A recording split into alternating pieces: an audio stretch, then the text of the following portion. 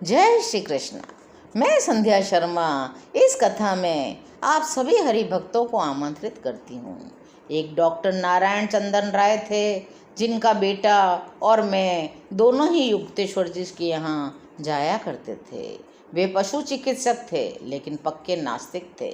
उनका पुत्र संतोष मुझसे उनमें रुचि लेने के लिए अनुनय विनय किया करता था। मेरा मित्र कहता था, किसी तरह मेरे पिताजी एक बार युक्तेश्वर जी से मिल लें तो मुझे बड़ा संतोष हो। एक दिन बहुत अनुनय विनय करने के बाद डॉक्टर राय हमारे साथ आने के लिए तैयार हुए, लेकिन फिर कहने लगे, तुम्हारी और मेरे बेटे की स्वामी युक्तेश्वर जी के बारे में इतनी ऊंची धारणा के कारण ही मैं उनसे मिलने जाऊंगा, परंतु मुझे केवल मूर्खों की सनक लगती है।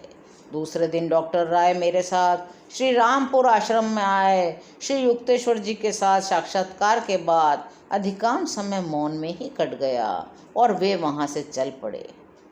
उनके जाने के बाद श्री युक्तेश्वर जी ने मुझे कहा, किसी मरे हुए मनुष्य को आश्रम में लाने का क्या प्रयोजन है? गुरुदेव, डॉक्टर तो जीते जागते मनुष्य हैं। हाँ हैं, किंतु वे शीघ्र ही मरने वाले हैं। मैं स्तब्ध रह गया। गुरुदेव, उनके बेटे को आघात लगेगा। संतोष को तो यही आशा है कि समय उसके पिता के दृष्टिकोण को बदल देगा। मैं आपसे प्रार्थना करता हूँ गुरुदेव, उसकी सहायता कीजिए, उसके पिता की भी सहायता कीजिए। गुरुदेव का चेहरा भाव शून्य था।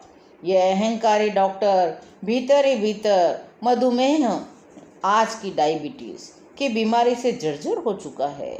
15 ही दिन में वह बिस्तर पकड़ लेगा। चिकित्सक जवाब दे देंगे। उसका इस लोक से विदा होने का समय आज से 6 सप्ताहों के बाद पूरा होना तय है, किंतु तुम्हारी मध्यस्थता के कारण उस दिन वह अच्छा हो जाएगा, परंतु उसे गृह शांति के लिए कड़ा पहनना पड़ेगा। जैसे ही वह अच्छा हो जाएगा उससे कहो वह मांसाहार न करे, किंतु वह मानेगा नहीं। 6 महीनों में जब उसे स्वास्थ्य अच्छा लग रहा होगा, अचानक चल बसेगा। मेरे गुरु आगे कह रहे थे, जीवन के ये 6 महीने उसे केवल तुम्हारी प्रार्थना के कारण दिए जा रहे हैं। दूसरे दिन मैंने संतोष को कहा, एक जौहरी को कड़ा बनाने के लिए कह दे। संतोष ने कड़ा भी बनवा लिया, लेकिन उसके डॉक्टर पिता ने उसे पहनने से इनकार कर दिया।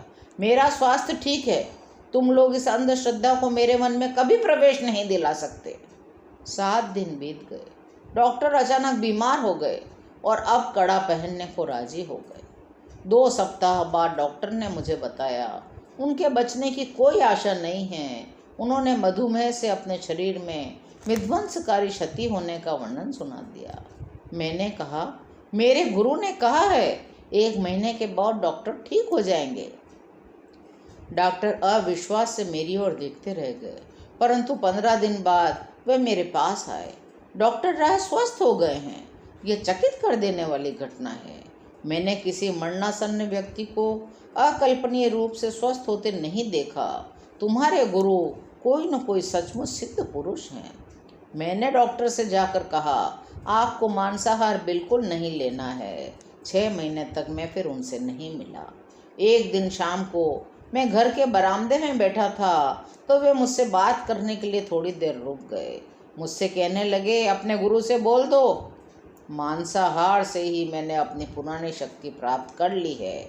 उनकी अवैज्ञानिक कल्पनाओं का मुझ पर कोई असर नहीं है। डॉक्टर राय पूर्ण स्वस्थ दिखाई पड़ रहे थे। और संतोष दूसरे ही दिन दौड़ता हुआ आया, मुकुंद, आज सुबह मेरे पिताजी चल बसे। गुरुजी के साथ मेरे अनुभवों में से यह सबसे विलक्षण था। उन्होंने पशु चिकित्सक को रोग मुक्त कर दिया था। जीवन की अवधि 6 महीनों से बढ़ा दी थी। कारण केवल मैंने इसकी तीव्र प्रार्थना की थी। भक्त की उत्कृष्ट प्रार्थना को पूर्ण करने में श्री युक्तेश्वर जी अपार दया के सागर थे। अपने मित्रों को श्री युक्तेश्वर जी के पास ले आना मेरा बड़ा सौभाग्य था। उनमें से अनेक नास्तिकता का अपना जामा उतार फेंकते थे। आज की कथा यहीं विश्राम लेती है।